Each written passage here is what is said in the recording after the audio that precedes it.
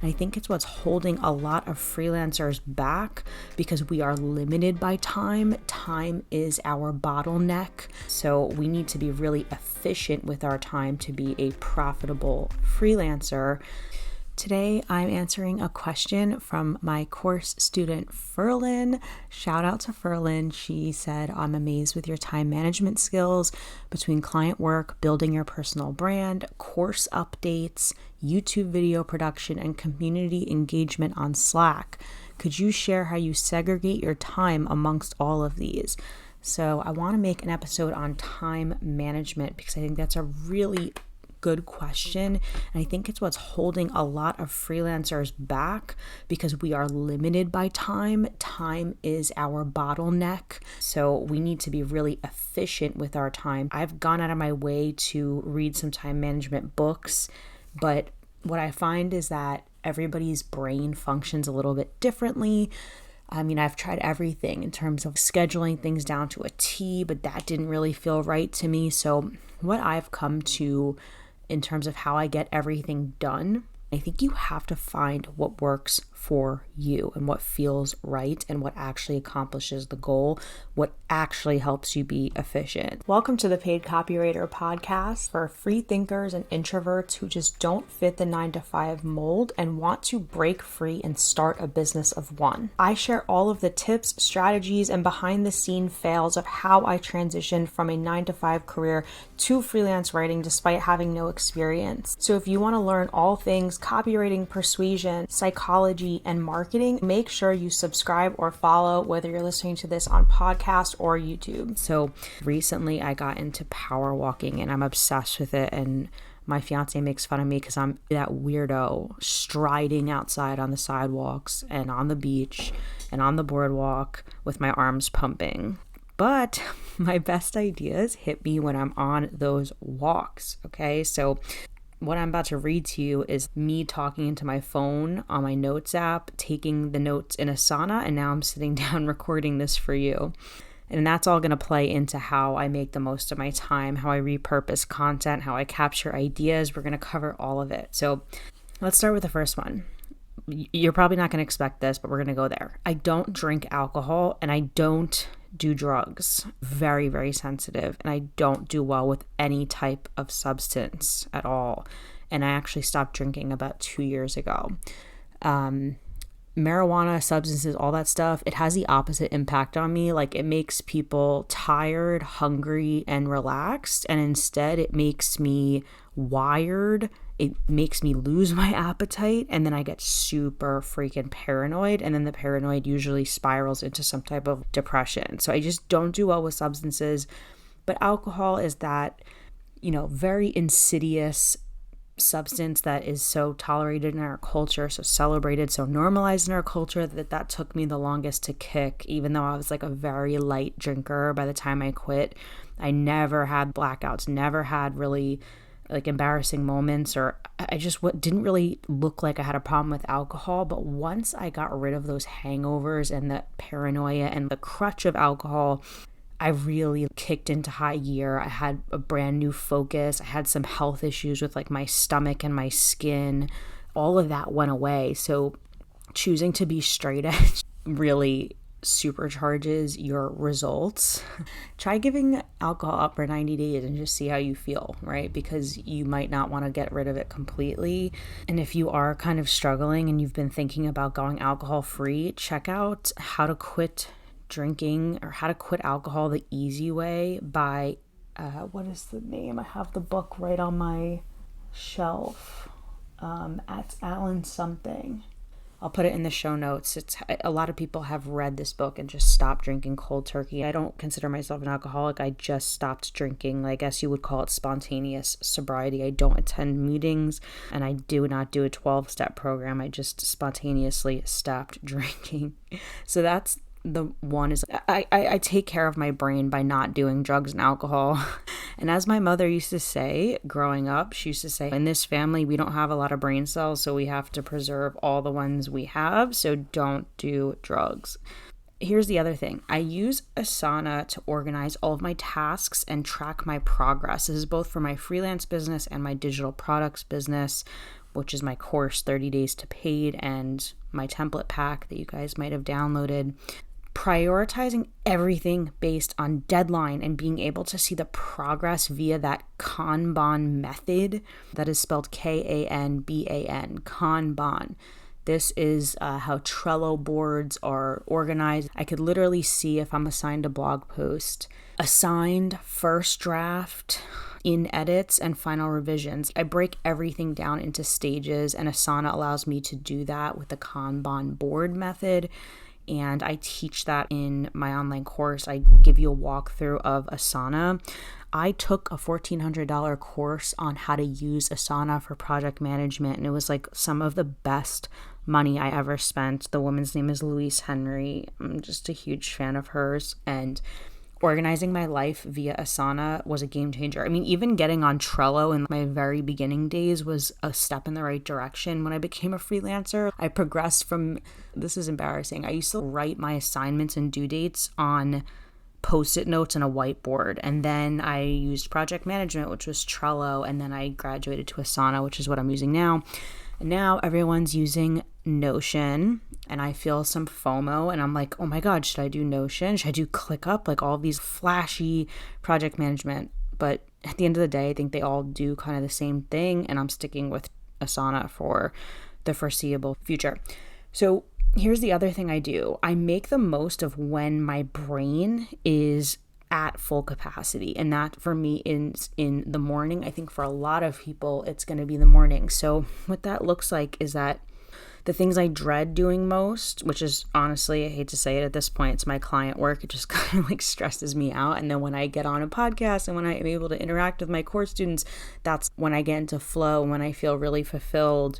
I still am very much a freelancer. Majority of my income comes from my freelance clients, and I do want to stay in the freelance game. So I use the mornings for like hardcore writing. So I usually will either be writing my own newsletter that I send to you guys in the morning, or I'll be doing client work that requires the most brain energy, because I'm sharpest in the morning and my concentration and focus and energy, it starts to taper in the afternoon. Okay, so here's the other thing I do. I'm ruthless with what I say yes to at this point, like with everything. And I started doing this a few years ago, and it changed everything. If you are a yes person, you're going to find that your time is not your own. I say no to a lot of things, both personally and professionally. I know that in my 20s, when I had a big gaggle of girlfriends, it was a constant parade of expensive obligations, of going to their weddings, their bachelorette parties, their birthday parties. And then I moved further from them, so I was putting 100 miles on my car to go to these events. And I think this happens to women specifically. We're people pleasers, and it's like, I have some friends even now where it's like, oh my God, like I'm going to this $5,000 bachelorette party and it's for a weekend in Cancun. I started saying no to that stuff. You know, if you want to engage in this industry where you're asking people to drop $5,000 of their hard-earned money to go on a bachelorette party with you, it's just like, I'm very skeptical of these traditions that require everybody else to go into debt and spend all their money for somebody's life event. I'm skeptical of these societal norms where you should now have like an Instagram bachelorette that other people have to blow 2 paychecks on. So I am not in debt. I'm very against debt. It's something I'm really passionate about. And anything that's going to set you back on your goals, your financial goals or your professional goals, or maybe even like your physical goals, like, you know, you're trying to work out but you have that one friend that always needs to go out to eat. All they do is go out to eat. Restaurants. Oh my God. Like, some people have no hobbies other than eating at restaurants. And that's fine if you're a foodie, but it costs a lot of money. It's not healthy. And then if you have a friend who they can't do anything but go out to eat, they can't do anything with you other than go to the bar. It's like, maybe if you can't get coffee with that person and go on a power walk or do something healthy or go to the gym with them or sit there and do something other than spending money and eating a ton of calories, maybe you guys aren't that close. So I started to really think differently and look at my social circles, and all the things that I thought I had to say yes to, and realize I could cut down and minimize everything that really wasn't serving me. And I will say a lot of the people that I felt like I had to go so out of my way for and spend all this money on their weddings and this and that, when it came down to when I really needed them, they didn't show up for me. So this was like the big reckoning I had around the age of 30 was like, oh, because of social media, because of my own naive inability to just look at things for what they were, I thought I was a lot closer with people than I was. I felt like I owed people something that I did not owe them. And once I got free of that and stopped people pleasing, I was like, you know what? I'm okay with losing a few friends by drawing boundaries.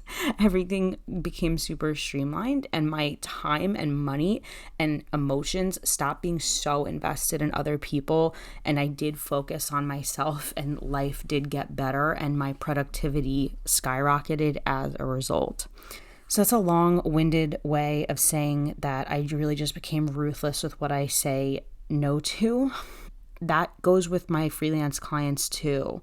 I've gotten really ruthless with the amount of clients that I'm willing to take on and what the quality of those clients are, meaning how much trouble do they put me through? How much am I getting from them per month, right? I am ruthless with my minimums now. I'm not working for any clients that pay me less than $1,000 per month. Rachel Peterson, you could look her up on Instagram. Rachel, the last name is spelled Pederson. She says, don't take clients that you're not getting at least $1,000 a month from. And she's not specifically talking about copywriters. She's kind of making a general statement for freelancers, but it applies to freelance copywriters. It weeds out the clients that are worth your time and are not, and that aren't going to give you consistent work. And for me at this point, the ones that are a major pain in my ass, I don't want to put up with it. I don't need to put up with anyone disrespecting me, talking down to me. And I'm in tech, and it's very male dominated. A lot of marketers and technology people sometimes think that they're like the next Steve Jobs. They're so smart, and they come across as very arrogant. Unless someone's super polite and friendly, don't want to work with them at this point. If it's just not the vibe, I literally drop it and walk away. I say this in like my social media posts, and I hope it doesn't come across as like me being arrogant and me thinking that my shit don't stink or whatever, but I want everyone to realize that you don't need to take on lower clients. You don't need to take on clients that treat you badly, because they do give you a quick income hit. They do give you the money in the short term, and it keeps you busy, but it's actually impeding your ability to make more money down the line. So of course, if you're in the very beginning phases, which a lot of people in my audience are in the very beginning phases of this, you kind of do have to be in that mode of saying yes to everything. I just interviewed Amy on my podcast. I'm going to put that episode out soon. She started her own agency. She's up to a lot of cool stuff, but she says that she's like, in the beginning, you have to do everything that's thrown your way to find out what you like. And that's just how you gain experience. But eventually, and I'm talking a year or two in, and you gain some confidence and portfolio pieces and some testimonials, you got to stop being a doormat. And so many of us get caught in that because we don't believe that something better is coming our way. We don't believe that there's a better client that we could get if we say no to this one. So I would say just becoming ruthless with stuff like that, especially calls and having face-to-face Zoom, all that stuff is something that 100% takes a lot of energy. I get nervous on calls, even though I teach a lot about how to get on calls with clients. I need you to know that it's not comfortable for me. It's not comfortable for me still. I still do it. It still makes me all of the money. I get the high paying clients. It's something that I have to turn on, but it's never going to feel super fun and relaxing for me. So that's all about boundaries and client work and what I'm willing to say yes to and capacity and all that. But let's talk about the actual writing process and content creation process. So I try to repurpose, right? It's something I preach to my clients who I work for is like, hey, you got to get more mileage out of one piece of content. You got to repurpose it. So all repurposing means is that you're taking one piece of content or an idea, typically a long form piece of content, and you're breaking that down into several different chunks that go on several different mediums or channels. So for me right now, I saw Ferland's question, I took notes on what I was going to make this podcast episode about into my phone. Now I'm sitting down, I'm reading off of that phone, and I'm creating this podcast episode. Now the podcast episode is going to be turned into a transcript, which is going to be fed into ChatGPT, and I'm going to create an email out of that. And then out of that email, we're going to create social posts out of that. So repurposing is really key with content creation. The other thing is that I've become really fast at writing. So for long form content that's over 3,000 words, I have gotten that down to such a short turnaround time because, number one, I don't obsess about and nitpick the work. The reason why I think this works for me is that if you are not constantly editing, nitpicking, if you can train yourself to not be that way, I think in turn, it trains your mind to produce a higher quality draft the first time around. Because when your brain knows, no, I'm not going to go in 30 times to change this, you're going to get a higher quality output. My brain knows at this point that I'm not going to sit there for hours and tweak it. I kind of have this down to a science. And then something I also do is I always walk away and look at the piece with fresh eyes. That's really key. Do not just sit there and stare at a 3,000 word blog post and try to make it work. If you are tired, you have to walk away, focus on something else, and come back and read it with fresh eyes. Preferably in the morning when your brain is super sharp. That's when editing feels really, really easy. The reason I'm able to write content so quickly, other than the fact that my typing speed is insanity, my words per minute is absolutely sick, but I think what's even more important is that I write in one industry. I am a B2B technology writer. I know mostly the tone that these companies write in. The subject matters are all kind of similar, even though they're different tools, but I keep myself focused on one subject. I talk about the same things, think about the same things, research the same things, and I think a lot of people get really bored with something like that, but for me, it allows me to go deep into this topic so that the work becomes almost autopilot. So I'm less focused on trying to always jump from something new and exciting and just go really deep on a topic that I know about so I can get the work done quicker. And it's interesting because I've been thinking lately a lot about fun niches because I did a website for a photographer. So I had new brand photos taken and we did the little barter because she needed a new website copy. So I wrote her website, and it was so fun to like create messaging for like a fellow female entrepreneur and somebody who was going to be writing in a very casual conversational tone, whereas sometimes tech can get a little boring, B2B can get a little boring, right? And I'm like, when all was said and done, it was like super fulfilling, but to me, it's not enough for me to be like, I'm willing to make less money and write for female entrepreneurs. To me, it's more worth it for me to write the more boring stuff that I can command absolute top dollar for. Like there was no way I'd be able to get, the same amount of money from a photographer who's a solo business like me. I wouldn't be able to get like $2,000 for a blog post. That's the type of money you get from companies that have big marketing budgets. And that's why I'd rather target them because I can feel really confident commanding that rate because I know they have the budget for it.